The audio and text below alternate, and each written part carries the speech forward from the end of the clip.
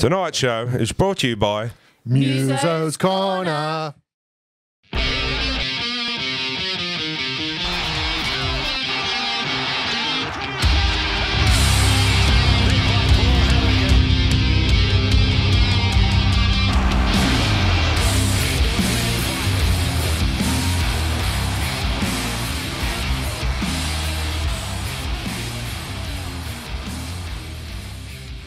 All right, guys, and welcome back to Nighttime. With us tonight, we've got Big Andy. Good evening, legends. How are we tonight? Good, mate. Good to have you. Brendan. Hi, everybody. And joining us once again, we have Dale from the Final Whistle.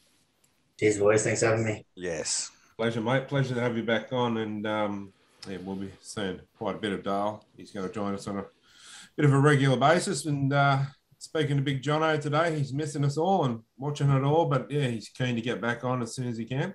Good stuff. But, coming up tonight, we've got a couple of guests on the night. We've got the boys from KOBASHI joining us. Yes. Finally, we're going to find out what the hell they've been doing. They've been quiet the last few weeks. Oh, they've been quiet but busy. You'll find out more. The crazy lady come on to do her mix as usual. And a little bit of news coming our way. Some exciting stuff. We'll have a little bit revealed tonight. Then next week, the final will reveal. So that's something you don't want to miss. It's something really close to our hearts and, something we're really excited about. So, stay tuned for that one. But plenty of news in the NRL this week, boys. Definitely. Yeah. Definitely. Before we start, I saw it was Mark, Jono's dad's birthday the other day. So we should send out a happy birthday to Mark. He was on the show. He guest appearance not long ago. So happy birthday, old fella. Hope you had a good day, enjoyed your day with the family, and hope the business trip's going well. Yeah, business trip. Doesn't look a day over 21. So, That was, I just had flashbacks. Must be the product in the hair. It was, the hair. But he that show he was on, that was the amount of editing I had to take out because it was not suitable for work, that kind of thing. He was funny. He was a funny boy. Yeah, he's a funny man. Absolute crack up. And blast. Hopefully might have him on again soon, and that'd be good. But yeah, shout out to Mark. But yeah, up to the NRL, boys. Some news there this week. Yeah, take it away, Dale. What do you got for us? Madge Maguire, mate, has been given another year. So they did the annual review, and they're giving him to the end of 2022 to prove himself. We've obviously spoke a little bit about this last week. So just want to know, do you feel that is fair or the right or wrong move? Yeah, I think it's fair. What do they need to achieve? What's their objectives for next year? What's a pass mark for Madge to keep his job beyond that? Top 8 minimum. I think top 8 minimum. They haven't made it in 10 years. Yeah. I feel that's the objective. I feel everyone goes out obviously to win the comp, but obviously their minimum requirement would be to play finals footy. In my opinion, they haven't played it for 10 years. And he's been there, 2 years now, so it's his third year. And, he's let some players go, and and they're still in the market for next year too. So they can recruit a couple of big names in the off season and get them back into training and firing. I can see them sneaking in that 8 if they play to their potential. They got that Tommy Senna coming across, who's a gun. They got obviously Tommy Talau to come back from injury, and North Loomer and stuff out there. Plus they also got Hastings coming back. So it'll be interesting how he fits. Obviously Dewey, Brooks, and Hastings in. So, but you rather have quality all across the park than having to only pick a few players. How much does Talau miss next year? He's in ACL late, didn't he? Yeah, so I think because he's young, he's got that on his side. So you're looking at 9 months, so maybe the start of the season. Okay. But their Jersey flag went undefeated too before it got cut off from the COVID stuff. And they got 5 or 6 players that have got a training trial for the summer. We interviewed one of them on our podcast.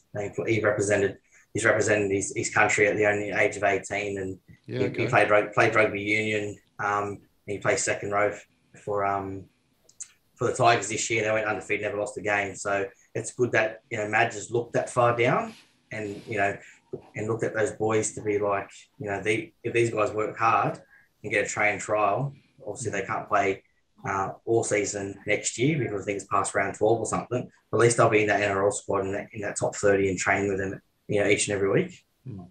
I put it to you this way, but if they did sack him, who do you get to replace him? I saw a story say that the 5 coaches that are looking for a job is Shane Flanagan. Riles is coming back from English rugby.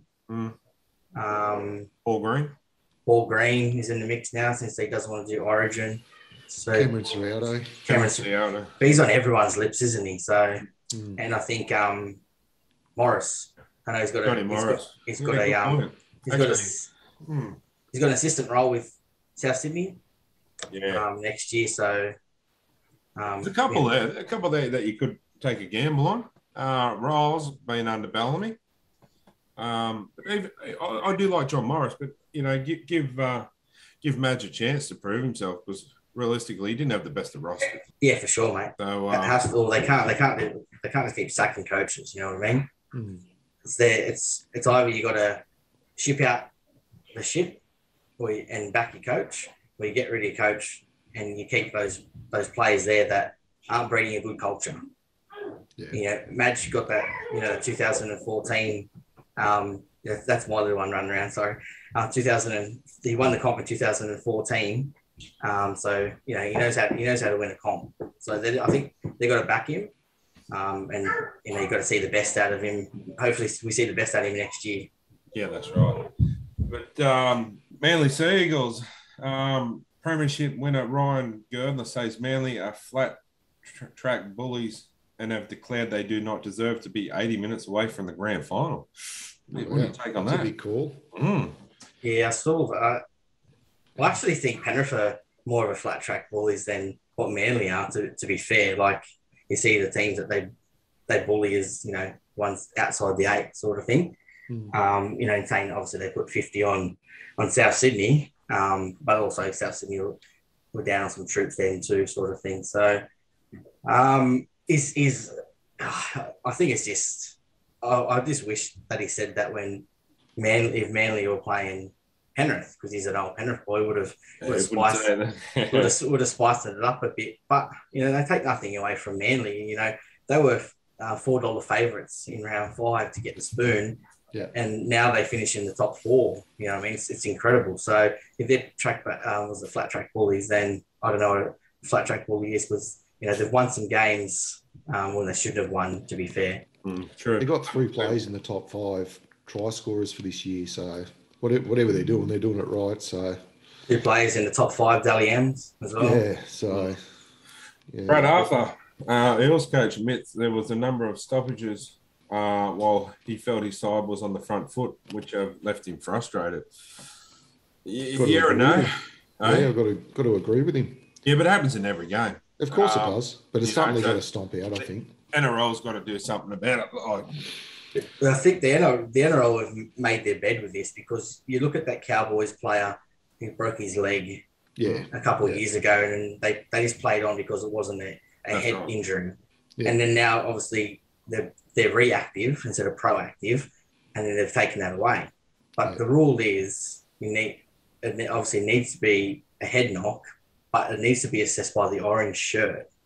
So the difference between them stopping the game in regards to that is because there was no trainer out there for Mitch Kenny. They just yelled it from the sideline, and obviously the NRL come down on them today with a $25,000 fine, and the trainer's been stood down for the rest of the year. Yeah, sort of thing. But it happens, as you said, it happens in every game, and I feel, as we spoke about last week, I think there needs to be a review of all the rules in the off season, and as well as the bunker, and just make it black and white. And we saw it in the Tigers documentary, and Fox were flogging it too as part of their advertisement, that Madge was there going, stop the game. So it's not the trainers, it's coming from the coach, and it's a strategy that all the clubs are using to stop attacking teams' momentum when you're in defence. So they need to do something about it, stomp it out. So maybe it needs to all go through like the NRL official on the side, and he calls it. Like the HIA officials, maybe they need to be able to, has to go through them or something to stop it. That way, make the punishments appropriate to the crime. So if the player goes down, he's got to go off. And that's where they did have that rule, but then the players weren't going off. Yeah, that's right. That's what frustrated fans. That's got to get sent straight to Blake Ferguson, doesn't it? Yeah, well, if the player stays down, they've got to go to the sideline, and they've got to go for, if it's a head hit thing or a crusher tackle, they've got to go through the HIA process. It's 15 minutes. So just make it so that it's going to hurt the team that's doing it in some way. So surely there's some sort of strategy they could come up with. Make them think twice before they do it. Yeah, that's right. That's right. Bash it out of the game, but we don't need it. Nah. Anyway, we might just take our first break and be back shortly and continue on with the NRL news. All right, guys, welcome back to Nighttime. Billy Slater, the Maroons great, is excited to sign as the head coach. He's by the end of next week, they expect him to sign, and Cameron Smith to become the assistant coach of Queensland. What do you make of that? Yeah, I think it's been coming for a while, hasn't it? He's been the only name thrown up. So a couple of legends of Queensland Rugby League that, I guess I'll demand some respect and from the players. So if they can't get Queensland to lift and win the series back, I don't know who can. Be pretty good coach, assistant coach role there, those two. Some pretty good mentors. What happens with JT? You know what I mean? Oh, I'd say bring it on, mate. Any inexperience, we'll take that any day, sort of thing. I'm surprised they didn't go back to Wayne since he doesn't have a coaching gig for next year. I think he might be on the outer, so to speak. I think, I wouldn't say outer, but I think he's sort of yesterday's hero. Yeah. And his team's still going this year, but that's right. I think he's eyeing off one of these, whoever gets this franchise club up in Queensland. Exactly. I think that's his goal. Absolutely, yeah. So, want to concentrate on that, I guess. Yeah, right. So that'd be interesting too, actually. Reece Walsh, the Warriors fullback, has been named the Rugby League Players Association Rookie of the Year. I feel they got this wrong. You look at his stats up against Sam Walker, was out of them too, and Sam Walker's got more tries, more try assists. Obviously played more games too. I know he come on the scene, and he's the poster boy for the NRL at the moment because he's a good looking rooster. But yeah, you got Sam Walker, who comes into a depleted Roosters side, who have lost Keary, they've lost Cordner, lost Friend, and playing New South Wales Cup, 70 kilos ringing wet, and he produces each and every week. So I feel, in my opinion, should have went with Sam Walker. I feel they got that wrong. Yeah, good point. Saying that too, Walsh is not in the best of teams either. So yeah, take your point on that, and it's a shame they couldn't go to both of them because I think both of them were pretty up there. Yeah, it's a shame Preston Campbell's young bloke didn't play some more footy too. He would have been up there as well. So look, I think he can still win it next year anyway. Yeah, okay. Yeah, he keeps going the way he's going. He's probably a fair bet. Oh, absolutely, he's a freak. I don't know what they're going to do next year with him and Brimson. True, exactly. Mark Nichols, the veteran prop for South Sydney, is reported to and set to sign up with the Eels again for an upgraded contract. With the Eels? Sorry, did I say Eels? Sorry, I meant South Sydney with the Rabbits. Sorry, mate. Oh, okay, sorry. Yeah, no. I thought you were throwing a curveball in there then. No, I was just looking at floor boy Gary. Oh, okay, yeah. They tell him to stand up. They call him the GOAT at South Sydney, and no one wanted him, and he's been on a journey around. No one wanted him, and Wayne kept the faith in him, and he just turns up each and every week, and he does the job, and he doesn't get the accolades of the Cody Walkers and Latrell Mitchells, but he runs 200 metres a game. He's brothers on the Matty John show. Yeah. They look alike, don't they? Oh, don't they? What? If there was a Dally M most improved player, I reckon he'd be in the running for that too. So. Absolutely too. Loves it. Great year this year. One Rodden's former South Sydney hooker Isaac Luke has retired from the sport. Okay. Yeah, he's been around the traps for a while. I think he's been playing Q Cup. I think he's decided that he was didn't make it, or they got knocked out. So yeah, okay. Well, there goes my point again. Okay, back to the Tigers. They need a decent hooker. He could have filled that role. Yeah, I think they'll be on. They got two young hookers there. I think they're established to work with them. They got Little and Simpkins there. Now, I'm just thinking as a mentor role for 12 months, bleed the young ones in, because on his day, he wasn't a bad hooker, Isaac Luke. You're right. He's one of the best hookers in the game. In New Zealand, international, done it all. So, yeah. Anyway, best of luck to him. And yeah, it was some good fun times with him in there. But North Queensland Cowboys have signed Fijian Sevens player. Part of my interpretation here, but ISFO Masako and somebody else, which I'm not even going to try to pronounce, for the 2022 season. So some more Fijian wingers. Oh, my God, they produce some good wingers, don't they? Yeah, they're always strong in the sevens too, Fiji. So I haven't seen much of those two guys, but I'm sure they can play. Back-to-back gold medals as well. I don't know if it's an area the Cowboys need players, but they're pretty strong in there, for wingers and outside backs. So they've got a dime a dozen up there, haven't they? Yeah, and they got Peter Hickey as well that is signed for next year too. Oh, Peter Hickey's gone there. Okay. Yeah, right.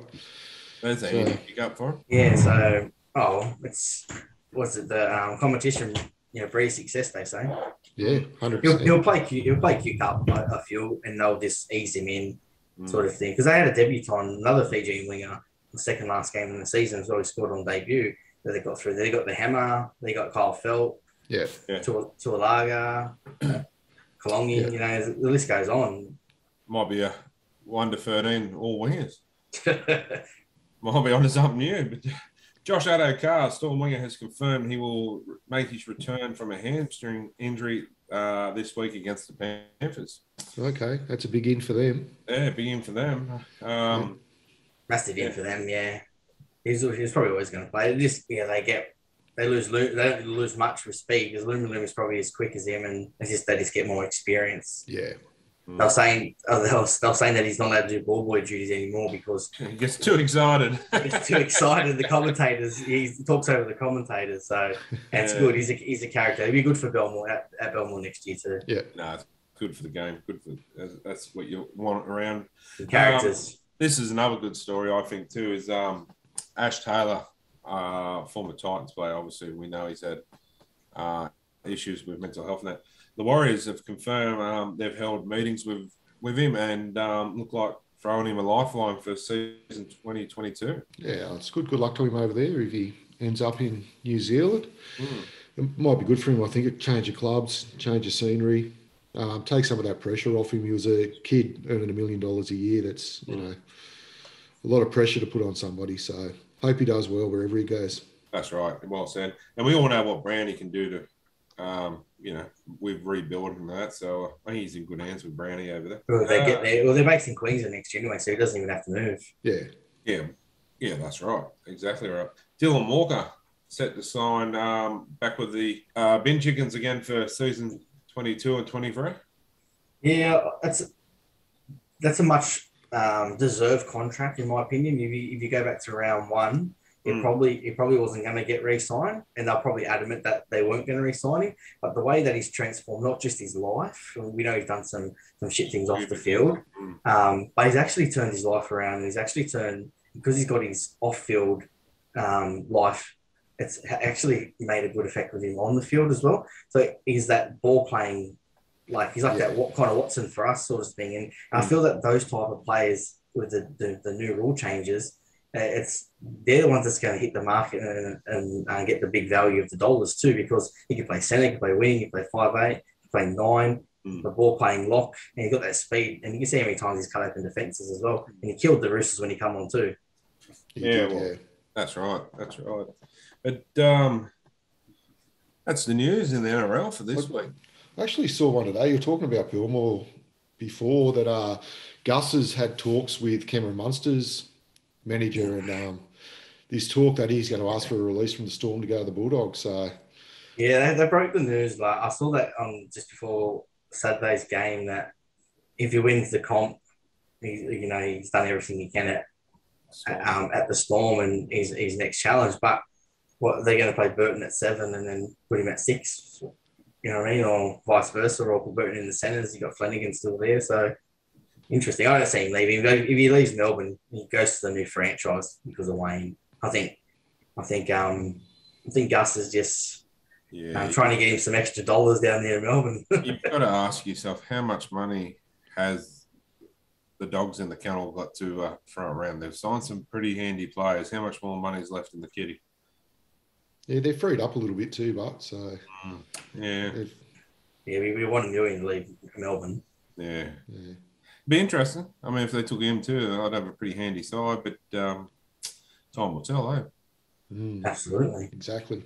Anyway, that's the NRL news for this week, and we'll take another break and be back shortly. The following segment is brought to you by Sports Power Newcastle. Hi guys, welcome back, and it's that time of week again. It's time for the Crazy Ladies Joke of the Week. A young boy enters a barber shop and the barber whispers to his customer, "This is the dumbest kid in the world. Watch while I prove it to you."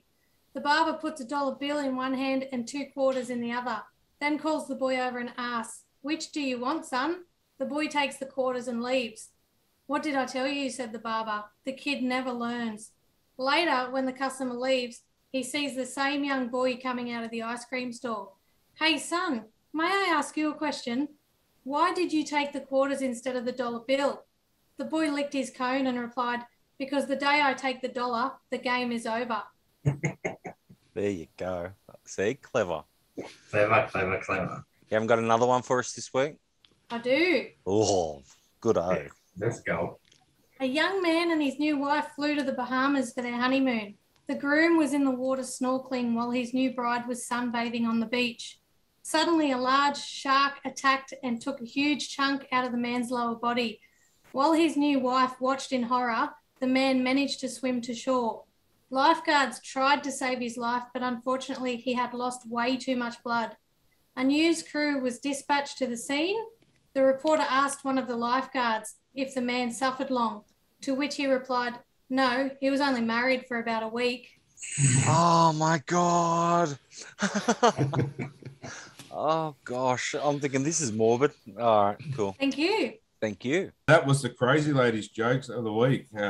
Thanks to the Crazy Lady once again. And with no fan of the week this week, we've decided to change it up a little bit.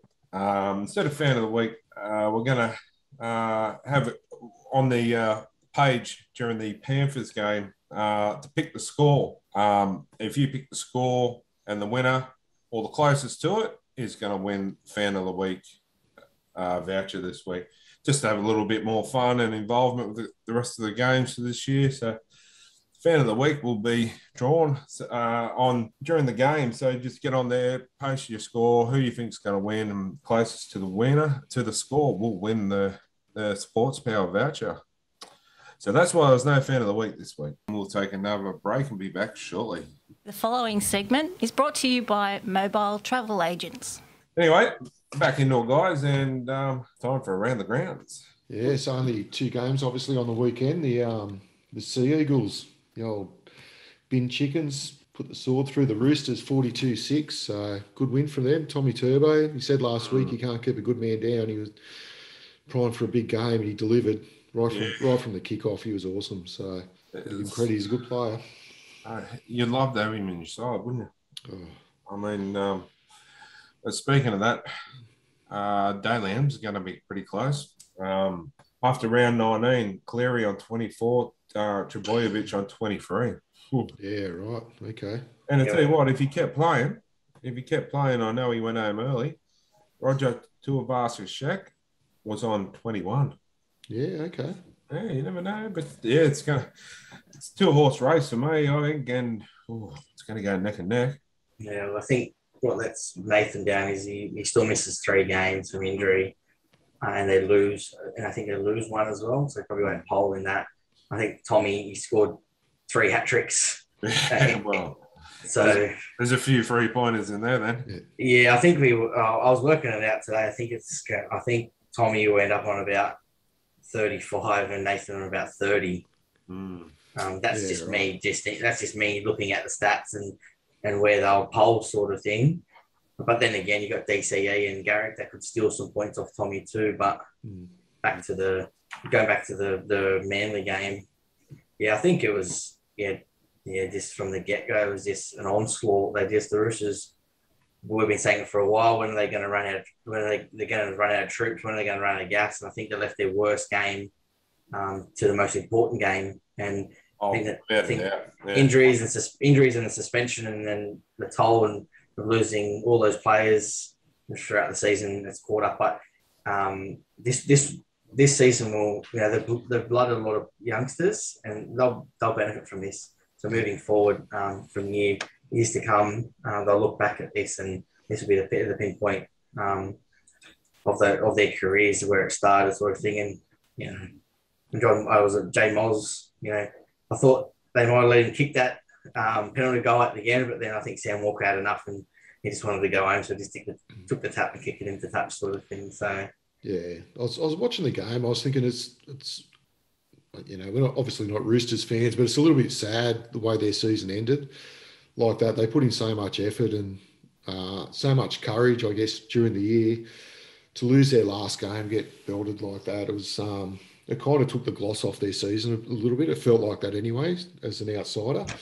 It probably took the gloss a little bit off what Trent Robertson's done there as well this year. So I had him penciled in for Coach of the Year up until last weekend, but he probably doesn't get that the way they lost on the weekend. So yeah, still hold their head high. Definitely. It's just a sad way to see him, go out of the competition like that. I don't know. I think it was a sad way how we went out of the competition, but you're dead right. Like, especially they've held to get that far on the injuries toll they've had. It's a credit to not just the players but the coaching staff, like Trent Robertson, like you said. So you look at players like Ben. You got Ben Marshall. He was playing, fourth tier. In New South Wales Rugby League, he was playing. Was he playing? He played Sydney Shield. And he played Ron Massey, and then because the Roosters had injuries, all the Bears players went up, and then he played that good for New South Wales Cup, played 4 games, and he's playing first grade. So this is a player that didn't have a contract, playing park football, still working, to playing, a semi-final up against arguably the best player in the world at the moment. And, you look at that journey just from him. You look at Sam Walker, he's 18-year-old debuting and scoring a million tries and setting up a million tries. So they'll take more from this season than a lot of sides will anyway. Yeah, I agree. 100% good on them. Yes. So we'll Manly move on and they play South Sydney. That's going to be a cracker. I reckon that's going to be an absolute cracker of a game. Yeah, 2 pretty evenly matched teams, 2 attacking teams. I think it'll be a good game. Yeah, the rest could go one of 2 ways too. It could be a bad thing or a good thing with the week off, fresh or, a bit complacent. But, you couldn't get 2 better games of football, could you? Yeah, with the rest, teams seem to manage that a lot better these days than what they used to. It's more of an advantage now than what it was, I'd say, 10 years ago. 10 years ago, teams came in a bit, looked a little bit underdone. They started slowly, but these days they seem to be up for it. So it'd be interesting to see what happens in that one. It'd be a cracker of a game. Both will. To be honest, it's hard to split either one. Like one of any of the 4 could they could all any of them could win. Whoever's better on the day, but it's a cracker of a game. That's for sure. Yeah, we just got that Tommy Turbo factor. He's the X-Man for me. If you bring back Latrell, does that change things? Defensively, yeah.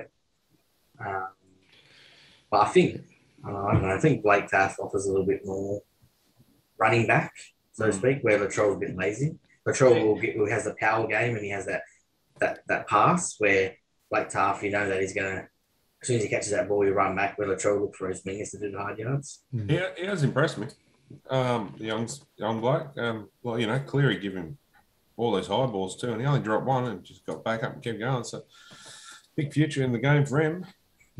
Speaking of Cleary, yes, Penrith Panthers, mate.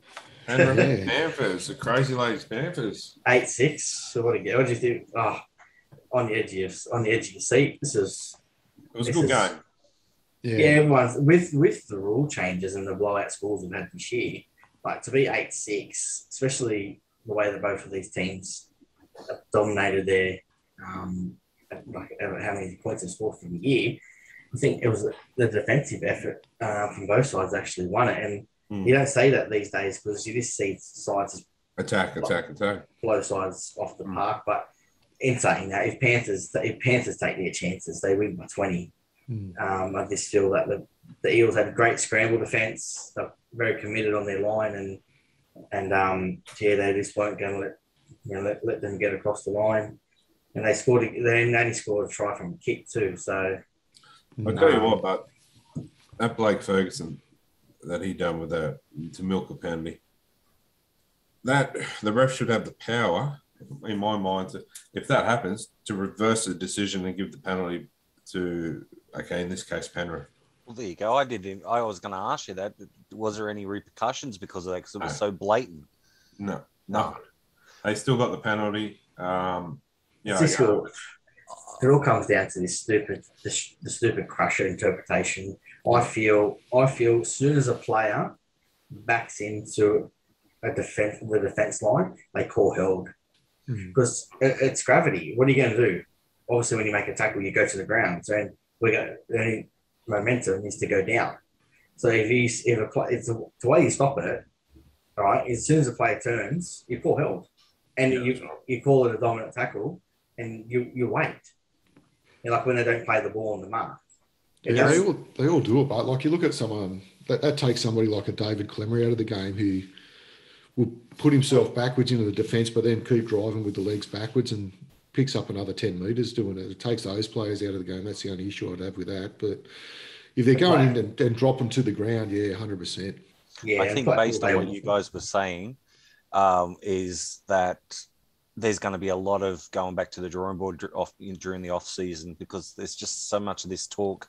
It's almost every week. It's ridiculous. Whether they do or not, I don't know, but they have to. They have to change some rules, I believe. Same with the Eels last week with the drop ball, no drop ball. They have to make that black and white too, because, that's next way too week. Many of these. Well, that's next week in the decider, and that call happens. And to lose a grand final from that call or to win it from that call, that's the problem with that one. They did make it black and white that if you drop it and kick it, it's a drop kick. But that's the problem with the rule. They need to have some common sense in there. That's right. I think you should drop kick.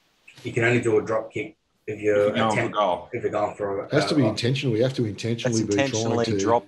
Yes, I think drop kick. Phil Gould is pretty passionate about all this stuff at the moment, and all the they're going to milk the rules and reinterpret those rules, and silly decisions going to decide the fate of a grand final. You're starting to see all this stuff come out now. They've probably been sitting on it, going, "All right, we're going to use this, the interchange thing that's been happening, all this milking. It's ruining the game." Well, Stevie Wonder could see that he wasn't drop kicking it. Like, as you all know, if you're going to drop kick a ball, you don't drop kick it with the inside of your foot.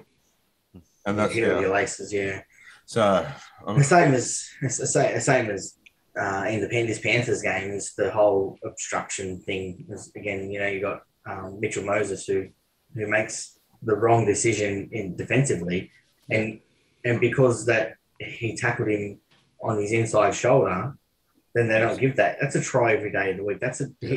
He had the chance to slide, and he also had the chance to not make the tackles. You see the ball's gone out the back.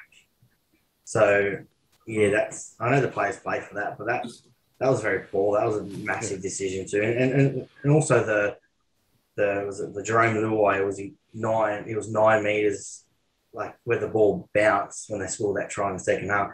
It was inside the 10, it's 9 meters. I understand that the rule's black and white. But then it happens in every game where there's players that are offside and standing around, and no one says anything. Yeah, I agree with the Luai one. I thought that was a penalty. Yeah, because he put pressure on the fullback. He might have been 9 meters away when he touched it, but he was running at him as well. So yeah, absolutely. But and again, like the downtown penalty. The penalty should go back where he kicked it from. But also there was a bit of controversy with, once again, Jerome Luai holding Mitchell Moses back. But if you go back and watch the game, probably 30 seconds before that shot, it showed Mitchell Moses pulling Jerome Luai back, and then the next shot was Luai pulling. So it was a bit of a tit for tat. So I think that part, that override each other there. So, and I think Graham Ainsley said that they got that wrong. So it should have been a penalty, and then obviously Parramatta on the attack again. They should have went back to the one the 30 seconds before it. If you watch it, it was Moses doing it to Penrith. Yeah, well, then the argument to say that play's gone and then moved on to the next tackle. Oh no, it was still the same tackle. It was just, so my point is, I mean, it's all got to stop because it just happens so often. And, they're going, oh, but what about this? What about that? What about that? If we're going to keep going, what about this? What about that? What about that in the game? There's just so many different calls that could have been or should have been. But so we need to clean the game up, clean the rules up. It's just going to be a week full of, oh, but this, oh, but that. You know what I mean? Like, just clean it up, make it black and white, and get on with the game. Yeah, I think the touch judges need to do their job. Need to do their job. They're just useless. They're catching a cold out there. I don't understand why a touch judge needs to stand on the 10-metre line where the referee is. Yeah, they should be where the attacking side is, watching the scrum activity in the ruck. Well, they don't do much on the sideline, to be honest. So remember the days when you used to go to the footy and you used to have the young kids walk around with the big pie things on their shoulders selling the hot pies? Yeah. They might as well walk up and down the line selling us hot corn jacks. Exactly right. Because they don't get a corn jack at the footy. Yeah, yeah. They don't do anything else, So anyway, that's around the ground. So this week, guys, we may take a short break and be back shortly. All right, guys, welcome back to Nighttime. And tonight we have our special guest with us tonight, our favourite from over the other side of the country, the KOBASHI boys. Yay! Good evening, gentlemen. Yay! G'day, folks. How are you? Look, great to be zooming in, and look, we're really we're behind you 100%. You're still in. Hat's too tight. We heard you're still in lockdown. So listen, guys, we had to get on the show and try and make your night a little bit more silly, and a little bit worse. So g'day from Giant Ads from KOBASHI once again. And how we going, team? Good, Jamie's good. Breath of fresh air. Thank you. What's been happening in the land of KOBASHI? Mate, we just had our CD launch we had 2 on the weekend. And they were quite good. We had a, yes. It's officially out, folks. We have got the brand new album called Live at the Dojo. Yes. We've just done the launches, Ed. And, that was a really good night. We had some excellent bands supporting us. Saturday night, we had a brilliant AC/DC cover act, and the guy singing it sounded more like Bon Scott than Bon Scott did. It was just, they were so authentic. I want to give a quick plug. Now, you guys, if you got a bit of time to kill, jump on your computer and just get on it. Don't jump hunt up a band called Blind Spot, and it's Blind Spot with 1 T. And these folks, Blind Spot, good mates of mine over here in WA, they are an absolute corker of a band. They done the show the other night and they stole the show. Yep. They last time they get a gig with us. Made us look stupid. Yeah. Mate, I'll give you the hot tip. We just released Live at the Dojo. It's a religious experience, folks. So if you get the chance to get yourselves one of these, head on to our website, Ad. Yes. Oh, www. So my wife texts me at the most inopportune times. www.kobashiband.com. It's not hard to. I think it isn't hard to remember. So I think she texted you to say, Ad, can you make sure you plug the album? We need to get some of that money back. Mate, I'll give you the hot tip. We're in lockdown. We've got plenty of time.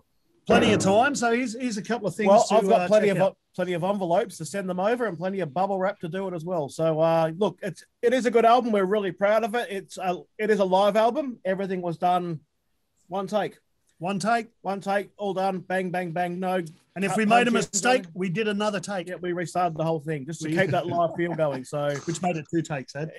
Speaking of live, I do believe we may have a performance by you guys in the next week or 2.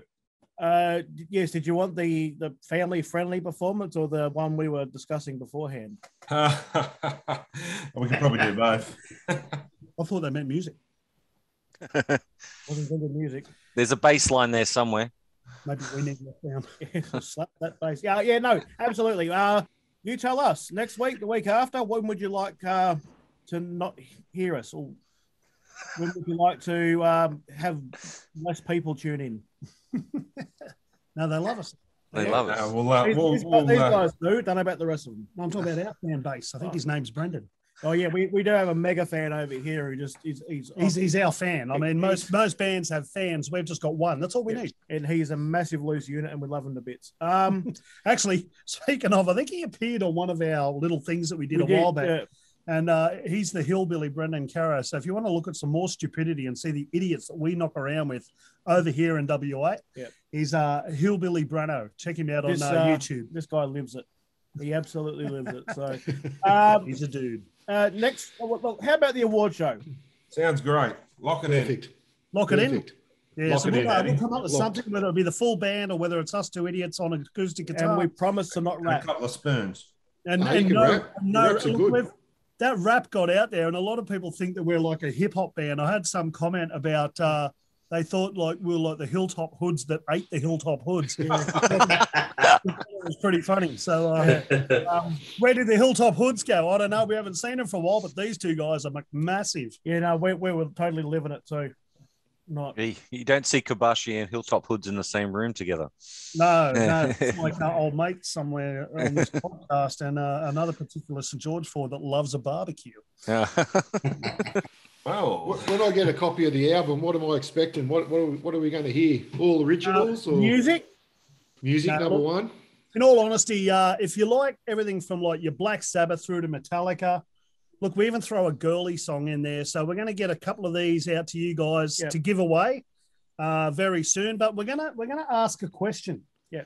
You also get one of them. We're going to do a combined weight of the total band of KOBASHI, and whoever's closest to it wins themselves an album off us, an album and a hachamaki, which is it's the headband, the ceremonial headbands you need to wear when you watch us. Yeah. So if you see live, follow us on Facebook, KOBASHI Band. You'll see us all wearing hachamakis because it's a sacred art of no can do that we are in. So our question is, what is the combined total weight of KOBASHI the band? Whatever you do, think higher.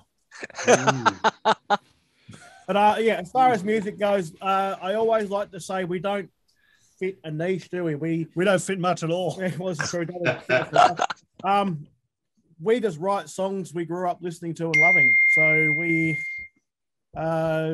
enjoy grunge to hair metal to poppy girly stuff to a bit of funk to a bit of thrash. There's all no funk on that album. The Preacher's a little bit funky. Okay, there's a little bit of funk on the album. Yes. Yeah. Yeah. But we can muster up being a couple of fat white guys. Look.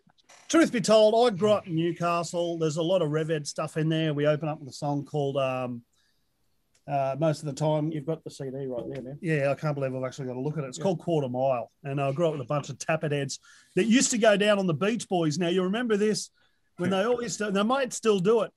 And I always cracked up at this.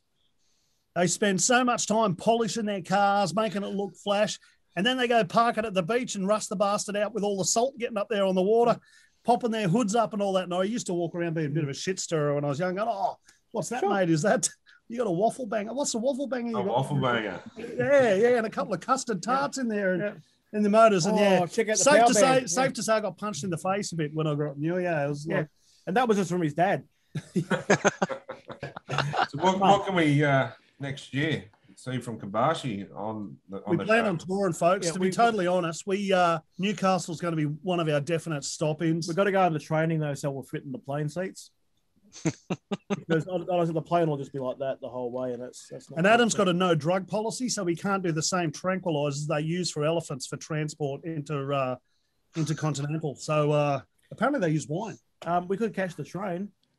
Anyway, again, if you anyway, it's the Indo-Pacific. We don't. It is. You're right. So we are already writing some new stuff, got some new songs coming out soon. So hopefully by this time next year. There's a new song coming out soon that you guys are really going to like, and it's apparently about a particular podcast. Oh, Final Whistle. A Rugby experience. Nice. But yeah, so we're sort of halfway. Already got almost half an album's worth of new material, and it only took us about 7 years to get the first one done. So while we're on a roll, we might get something done for next year as well, which would be good. But definitely coming out. And listen, still getting over that loss. I know the Bombers and the Bulldogs, man. It just gutted me. So idiot. Yeah, no, it's a painful loss, but only game. Look, I'm a rugby league fanatic. It's the only game I know when you miss, they go, "I'll give him a point." Yeah, we reward effort. But you look at it and you go, "What is the point?" Yeah, you go in the middle. What's WA been like over there with the AFL Grand Final? I heard the place is seriously on fire. It's a one-off.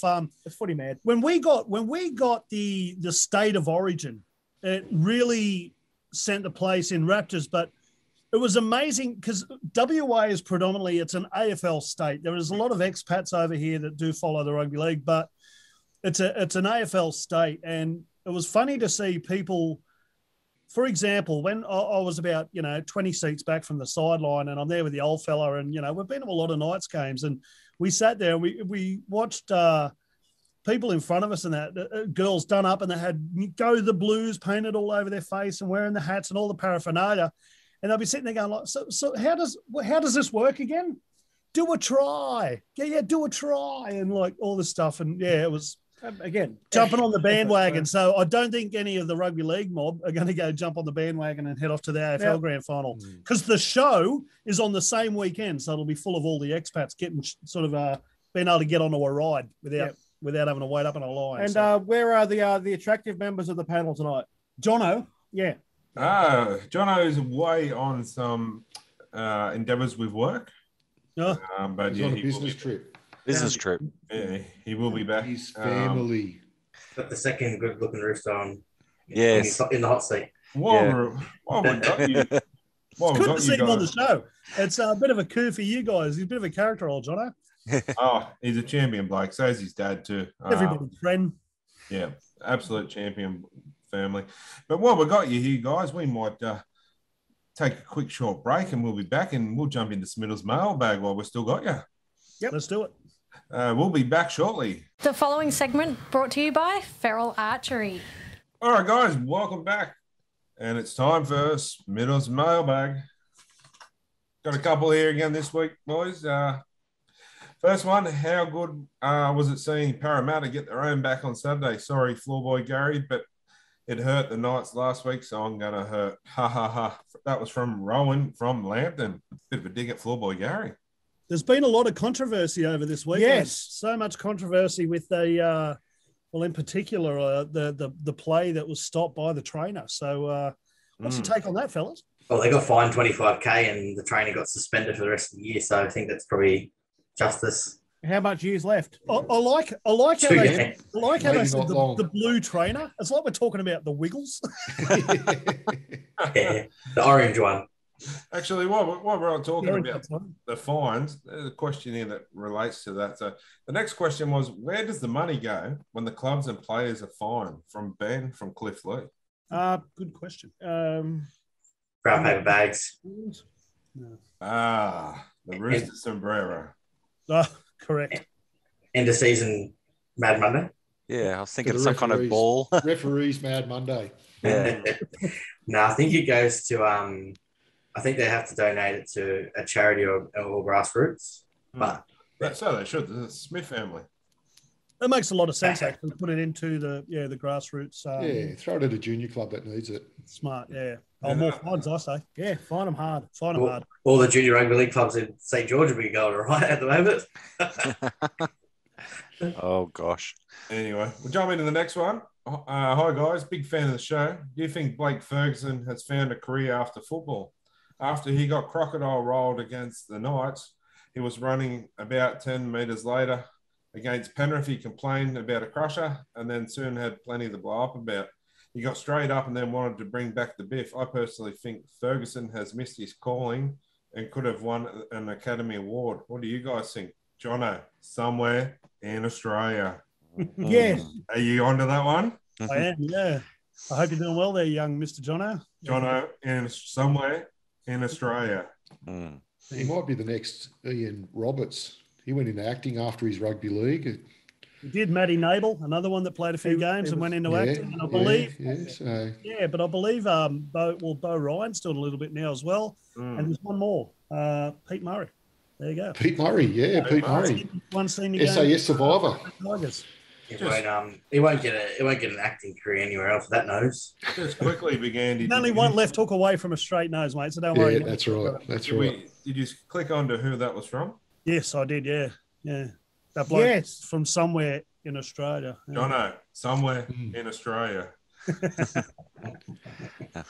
Big shout out to you there, Jono. Yeah, mate. But as we spoke about earlier, that's got to be booed out of the game. Yeah. Anyway, bad look. Do they do that in AFL? What's that? Take a dive like that. They just get their handbags out and hit each other, don't they? Funny you say that because for years, what attracted me to AFL when I was a young fella, when I was a little kid, was the way they biffed. They'd come in from everywhere, and it was all hip and shoulders, 360-degree massive big flying things, and they'd just run in, and then they're off screen and they're on screen.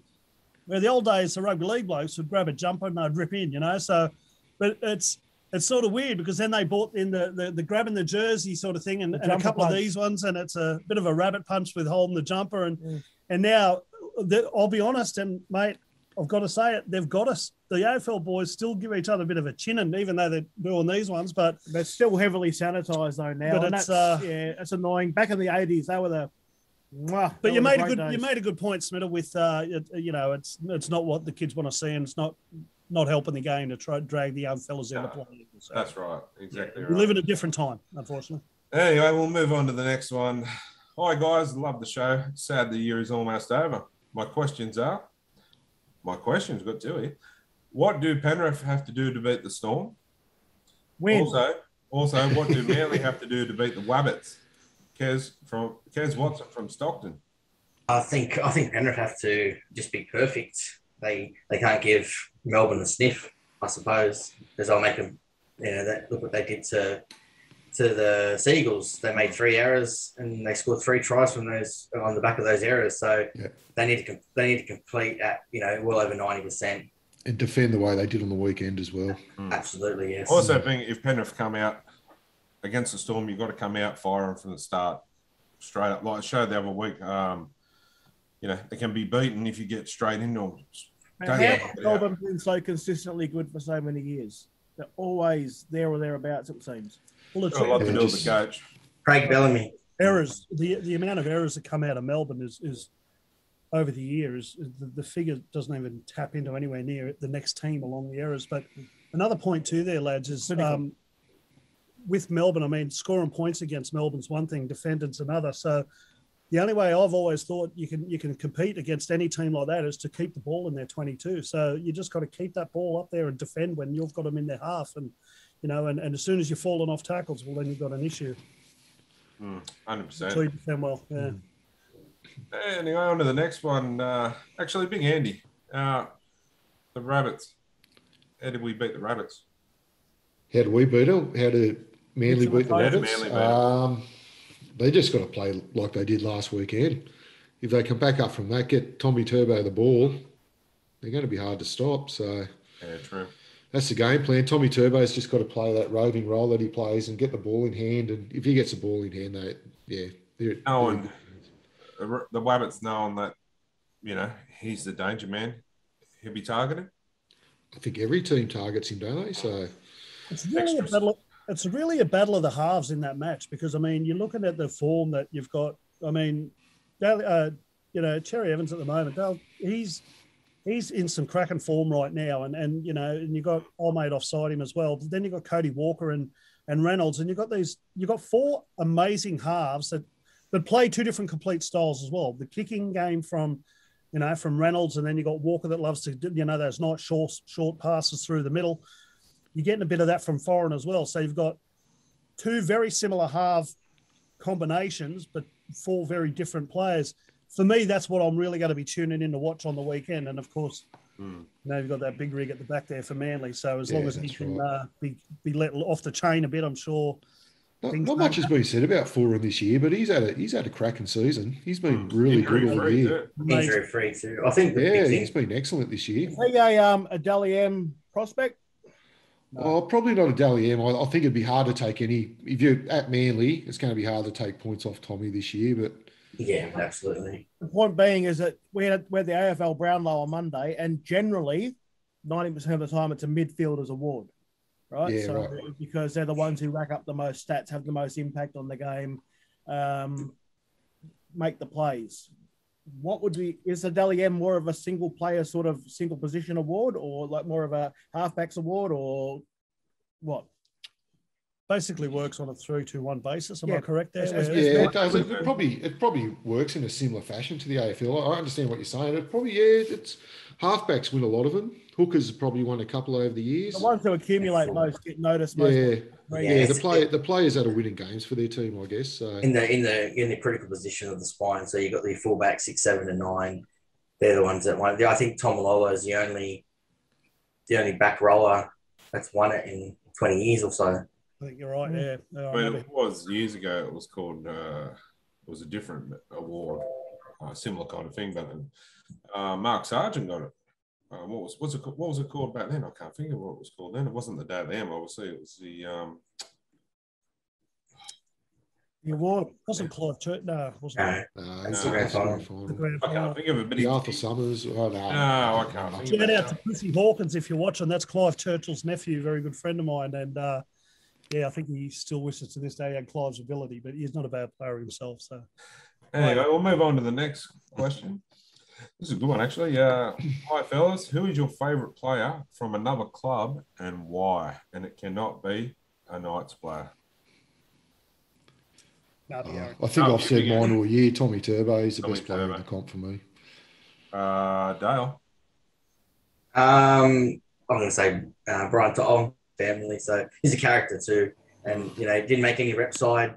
And it's just the work ethic for me.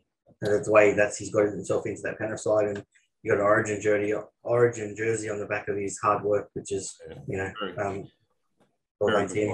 very good player. Brendan. Cleary. Cleary.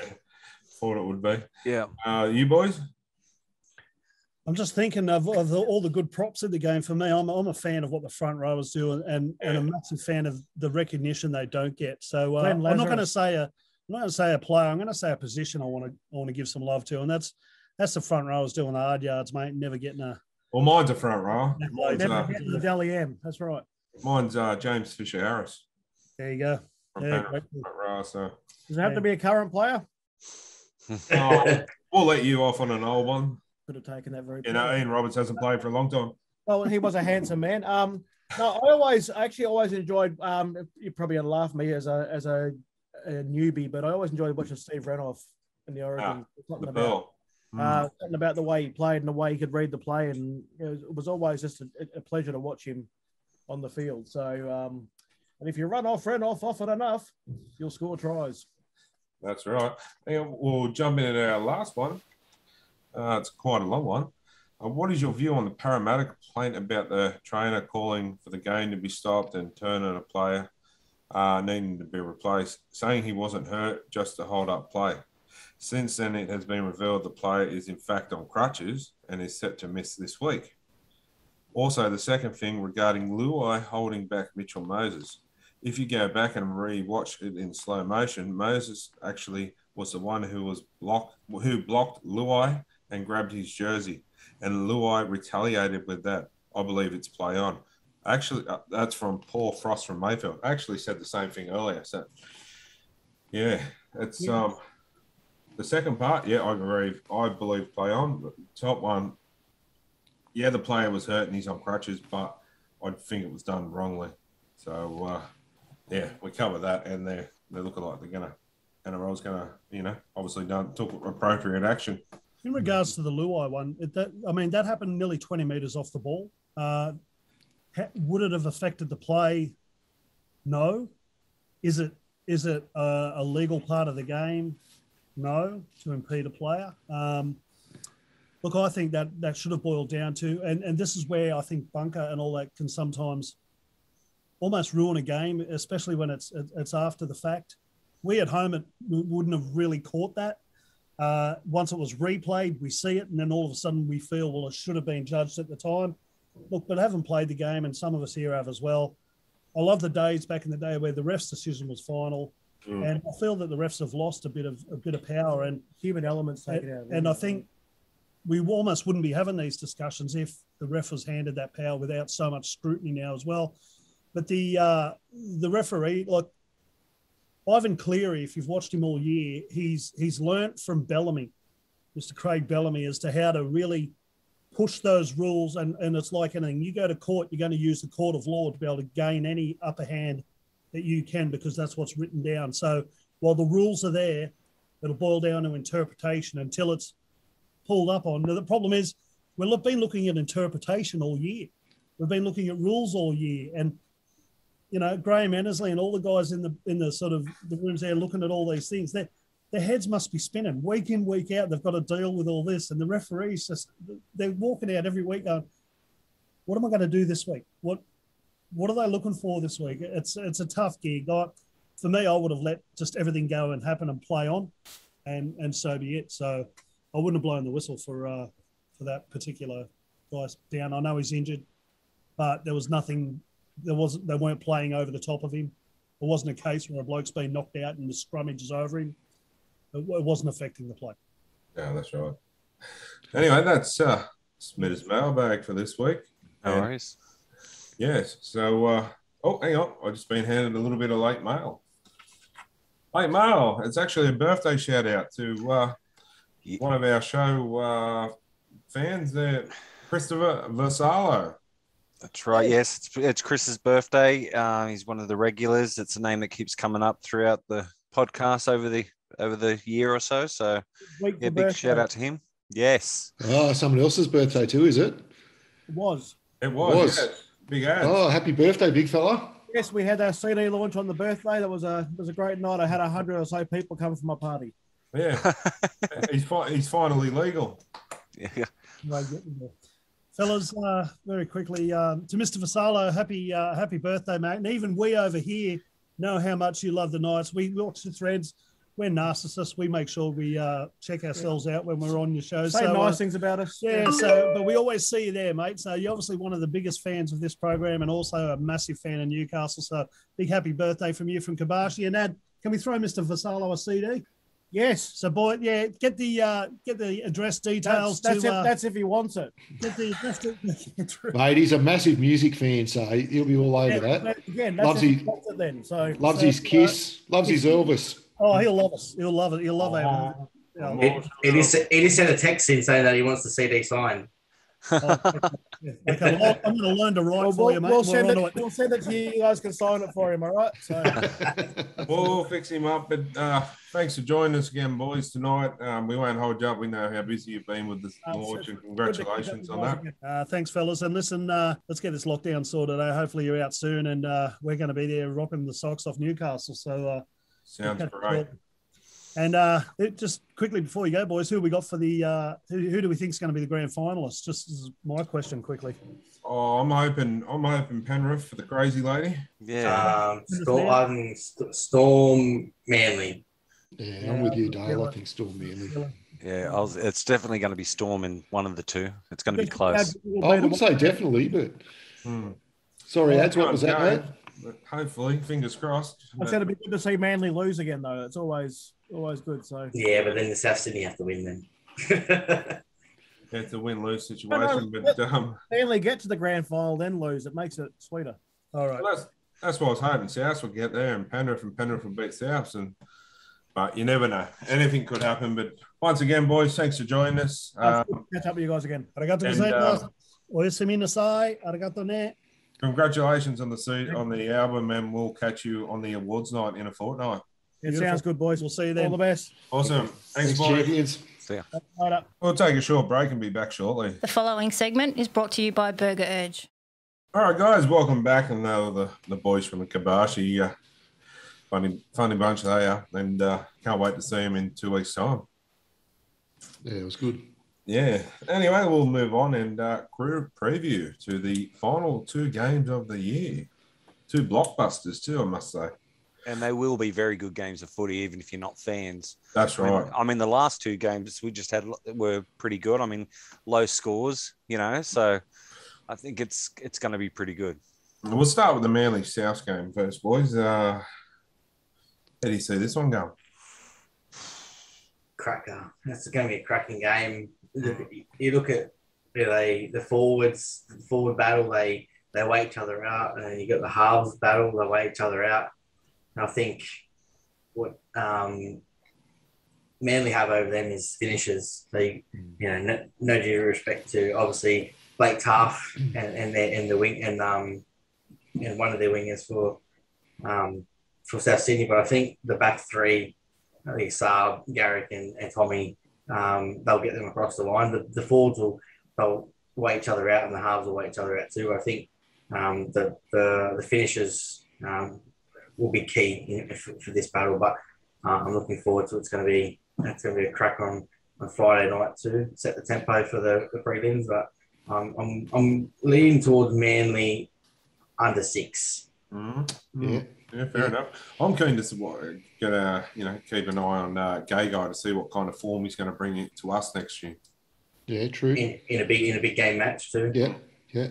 And sorry, Eddie. No, sorry, mate. I was just going to say he's obviously a big pickup for us next year. So yeah, that is there's something to keep an eye out for this weekend. I do like the idea of him playing on the wing outside Bradman Best, but I mean that could be a killer combination. I mean, you think of Gidley and Tahu days. I mean, yeah. And then also, you got Kalen Ponga playing outside, feeding them pair. Could be a pretty killer combination. Yeah, it could be. He's a finisher. That's what we need. Someone that's just going to get across the try line. Well, look at him in Queensland when he plays Origin. Absolutely. You couldn't get a better finisher than him, to be honest. So, it'll be a good game. And once again, too, we're talking about Mark Nichols. I'm starting to, I wasn't a big fan, but I'm starting to take a liking of him and, keen to keep an eye and watch him. Yeah, Dale mentioned it before, but I'm really looking forward to the halves battle. I think that's going to be telling as well. So, Cherry Evans and Foran, I think they've got the experience to get the job done. But that said, Walker and Reynolds, it's a good matchup. If Cody Walker's firing, he's firing. Yeah, for sure. Yeah, true. You got the battle of the locks too. I think Jakey completes their side. He's a bit like the Zayo for Penrith. He's their link man between he's the diamonds between the rough. Yes, so the try on the weekend he put the brother over. Yeah, I think if they keep, I think it's not keeping Tommy quiet because Tommy's never going to be quiet unless the likes of Melbourne and shut him down. I think if you keep his brother quiet, then you're going a hell of a way. But I think, I can't wait to Friday night. We got probably arguably the 4 best teams left in the comp, to be fair, and they deserve to be there. So I want the players to decide the game. I don't want. Right. Let the game go. Let it flow. Let it go. Don't pull up any silly, stupid calls of it. Oh, that's in the rules of the game. If it's not affecting the play or the outcome of the game, let it go, and just like you said, let the players decide the outcome. So I'm going to go out different from you boys. I think South's are going to do this one just in a nail biter. Yeah, well, if South Sydney don't win, it'll be 4 prelims in a row they've lost. I think they'll do it in a nail biter. It could even result to a Adam Reynolds field goal. I reckon that's how close it will be. But South's for me. Big Andy? Yeah, I've said it before. I think Manly. I think the bin chickens. I think Manly will get the job done.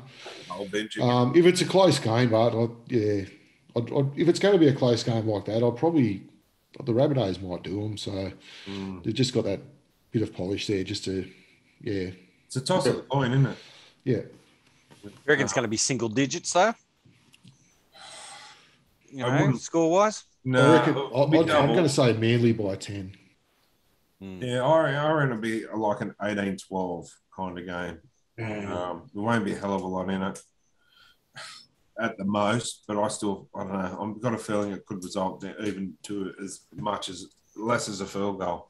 But it won't be a blowout scoreline, I don't think. So I think it's going to be a field goal, or it's going to be a sneaky little try right at the end that's going to win it for whichever team it is. Well, as you know, finals football is a whole new ball game. Look at last week with Penrith, very low scoring game. Like Dale was saying before, the defence decided the game. So yeah. Anyway, on to the next one. The one I'll be taking a good eye on, because I'd say you'll hear a fair bit of screaming from my place if things don't go the way of the Panthers. But in saying that too, I wish we bet the Eels, because how fun of a week would it have been this week, or last week with the Knights playing the Panthers. Oh, mate. Would have had a live cam feed at your place. It would have been interesting, but yeah, no, it's hard to go past the Storm. Head says Storm, heart says Penrith, but I mean, you've got some class in Penrith, and if they come out from the start, from the get-go, and the likes of Luai is actually playing as well as Cleary, and you've got Tu'u. Any word on Tu'u? He's named the jersey 21, so they'll give him every chance. He's still in the moon boot. I spoke to his sister when he got ruled out. Said that he couldn't put his boot on. So that's the concern. Is the swelling? Yeah, it's not the ankle of what he did. It's the heel and the Achilles. So he's injured that sort of thing. He's not the tendinosis, whatever they're calling it. That's the heel. Okay. He plays, and he plays like he's fit to play. Massive inclusion, I feel. I felt that they missed him last week. He's saying that Naden did a great job. Absolutely. But yeah. So then you get the likes of Fish and Zay. I tell you what, he has to be probably one of the most unsung heroes in the whole competition. Well, the work he does is instrumental. And to Pengai Jr. Have you ever seen this bloke play as good as he is for a long time? Oh yeah, I've seen him play good games for a long time. Not consistent. Not consistent. His problem is consistency. That's exactly right. So. Well, his problem is not consistency. His problem is he plays a good game and gets suspended. Yeah, that's right. Well, that's right. So I think the best thing for him was to go to another club. I would have liked to have seen him have another year or two at Penrith to see what he could have done under Cleary. But yeah, they have money for him to keep him there. You go all right with Baz, and Gus will pull him into line. He won't put him that shit. Yeah, 100%. He's a good player. But you go to the Storm were just, right across the park. Have got some outright talent. So I think the key for Panthers is I think they got to batter them. But the Melbourne Storm, they don't like to be battered. Like their forwards like to always, play the ball. They always like to win that battle. So win the ball, win the ruck speed, and if you batter them and you give less time for Munster and the Cheese to do things out of dummy half, that'll go a long way. You look back, I think it was round 3 this year when they beat them 12-10, and Kick-Out obviously did that try-saver on the buzzer sort of thing. There was no Cleary that day either, but also there was no Munster. But the Melbourne forwards don't like to get battered, so I think they need to get physical with them, and they need to get up in there from the start. Yeah, right out indoor. If they win the toss, Penrith have got to kick off first, and they absolutely just got to old school 80s just batter them, because that's the only way they're going to beat them. You need to put them off, and null and void their playmakers getting the ball. I'll tell you another one too. I've got to give a shout out to is Moses Leota. He was dominant for Penrith when he came back last week too. Oh yeah, very well, very good game. Andy, sorry. No, I was going to say that's what Parramatta did to Melbourne a few weeks ago when they beat them. They got in and bashed them, got in their faces, and you just got to find a way to do it. It's easier said than done, because Melbourne are good at doing that as well to you. So. Well, they're battered and bruised. They got no top. Kick-Out's injured. Kenny's not playing. No, and they're coming off a really tough game too. That was a hard game of football. So Well, I think what is ideal for Penrith is that it's not a grand final. You know what I mean? So they got all the pressure's on Melbourne. You know what I mean? They've won 19 in a row. They come first. You know, and scored the most points. Had this standout season. So the pressure's on them. They just need to get out. Panthers just need to go out and just do what they did to Parramatta. Complete their sets, kick long, and frustrate the opposition. Because once the Storm are frustrated and they go away from their game plan, you got it won. Yeah, Cleary plays a big part in that too, kicking in the corners. He's got the game to do that and get Penrith on the front foot. So it's going to be a good game. It's a day game too. It's going to be weird on Saturday. Yeah. No Saturday night football this week. Kicking with the uprights. Kicking out the uprights. Yeah, that little banana kick he does. Yeah, it's good. So and Penrith are switched onto it too. As soon as they see it coming, you can see the outside backs chasing through. They know the ball's not going to go dead. It's curving back in towards the goal line. So yeah, Brendan, Penrith for you, mate. Yes. Yeah, 100. Yeah, I can't believe I'm a Penrith fan at the moment, but yeah, I'm impressed.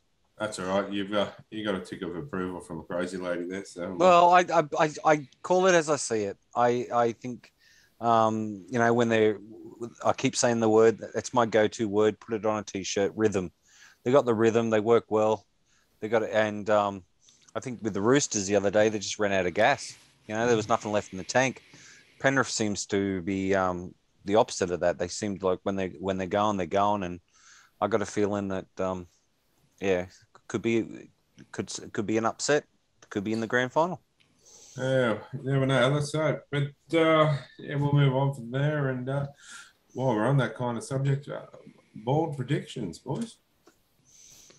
Bold predictions, eh? I think Manly's a bold prediction, aren't they? Aren't the Rabbitohs red hot favourites? Yeah. Yeah. I don't believe that they should be red hot favourites, but I don't think, my bold prediction, Manly to win and Tommy Turbo to not score a try. Oh. Yeah, okay. There you go. Big Andy. I'm going to tip bold prediction. I think the Storm will win, but my bold prediction is the Panthers will get over the line in a close one with a Cleary penalty goal at the end. Oh, nice. Brendan? I think my bold prediction is just the fact that Penrith's going to win. That's all I've got. I'll remember that. My bold prediction. 13 plus. James Fisher-Harris to score. Oof. First. To win the game. Ooh. Under the post. I'm not sure. It's a bit cloudy, but yeah, to win the game. To win the game. Fish. Fish. So that's bold predictions for this week. But that's pretty much it for the show, boys. I've said there's no fan of the week this week. So make sure you jump on to the Penrith game on our page. There'll be a little forum set up, and put your score and pick the winner, and you could win the Sports Power voucher. Also, just a little something. We've got some good news coming there for us here on the show, and you out there, you viewers out there. But there's two little bits of news, but the big news will be coming next week. We'll have someone on to say it all, something that's very close to our hearts and something we've been working on for a long time. So they'll be on here to announce that. But also, we've got the Ronald McDonald House. Those of you know that the Smitter household does Christmas lights each year, up like the Griswolds.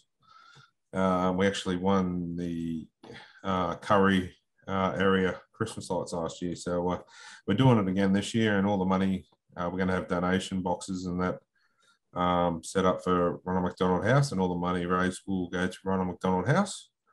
And if you want to wrap up a kid's present and put it under the tree, all those presents will be shipped off to Ronald McDonald House for the kids there over the Christmas period. So jump on, help us help them, and if you want to just even make a donation or a present, or even help us out with some Christmas lights, we're going to do red and blue theme again this year. So get in contact. You might be able to help us out away. But yeah, next week there'll be someone from Ronald McDonald House on to say some even bigger news that we're quite excited about. So stay tuned with that. And don't forget to listen in to Tracy Mack tomorrow morning with Barry Toohey for some more NRL news. And that's about us for this week, guys. So enjoy the footy, stay safe, and hopefully we'll be out of this lockdown soon. But remember, if you're not coping, sing out, talk to someone, check on your mates, and we'll get through this together. Thanks for coming on again, boys, and thanks to Crazy Lady and KOBASHI, and we'll be back next week. So thanks to Dale. Thank you, Dale. Thanks, Dale. Yeah. No dramas, boys. I actually forgot about it tonight until he messaged me. Yeah. Excellent effort, mate. You lose the days when you're in lockdown. Like, that's right. It's good to have a professional on here, mate. Mate, the quality's just gone up a notch, hasn't it? Yeah, KOBASHI were good, weren't they? I got stitched up with my photo last week. Oh yeah, I thought that was fun. So anyway, boys, same time next week for our grand final show, and until then, have a good night and stay safe. So, as KOBASHI will say, sayonara. Sayonara.